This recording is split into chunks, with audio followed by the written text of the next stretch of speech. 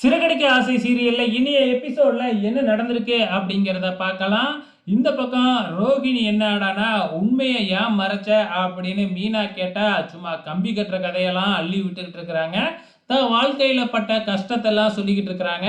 அதுக்கும் நீ தப்பு பண்றதுக்கும் என்ன சம்பந்தம் அப்படின்னு நம்ம மீனா கேள்வி கேட்குறாங்க. ரோகிணியால் அதுக்கு பதில் சொல்லவே முடியல. இருந்தாலும் மீனா உண்மையை யாருக்கிட்டேயுமே சொல்லவே இல்லை. எவ்வளோ நாள் தான் உண்மையை நீ மறப்ப அப்படின்னு பார்க்குறேன் அப்படின்ட்டு மீனாவும் போயிடுறாங்க. இந்த பக்கம் நைட்டு நம்ம மீனாவுக்கு தூக்கமே வரல.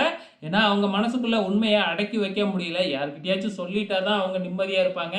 அதை அடக்கி வச்சதுனால பார்த்தீங்கன்னா மீனாவால் நிம்மதியாக தூங்க கூட முடியல. மறுநாள் காலையில் நம்ம மனோஜி கோட்டு சூட்டெல்லாம் போட்டுக்கிட்டு ரெடி ஆகிக்கிட்டு இருக்கிறாப்புல. இதை பார்த்த உடனே விஜயாவும் அண்ணாமலையும் அப்படியே ஸ்டன் ஆகி நிற்கிறாங்க.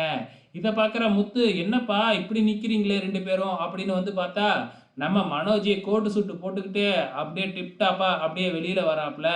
எப்பயுமே சாதாரண ஒரு பேண்ட் ஷர்ட் தானே போட்டுக்கிட்டு ஆஃபீஸ் கடைக்கு போவாப்புல.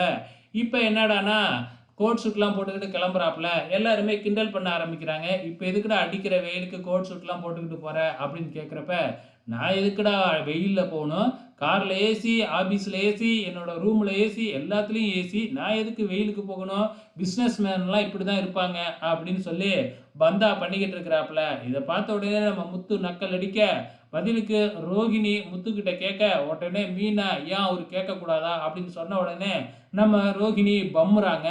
இப்ப ரோகிணியோட சுவிட்சு மீனா கையில இருக்கு. ஸோ மீனா உண்மையை சொல்லாம இருக்கணும் அப்படின்னா மீனாவை நல்லபடியா பேசிதானே ஆகணும். உடனே நம்ம மனோஜி மீனாவை நக்கல் அடிக்க உடனே ரோகிணி மீனாவுக்கு சப்போர்ட் பண்ண ஆரம்பிச்சிடுறாங்க.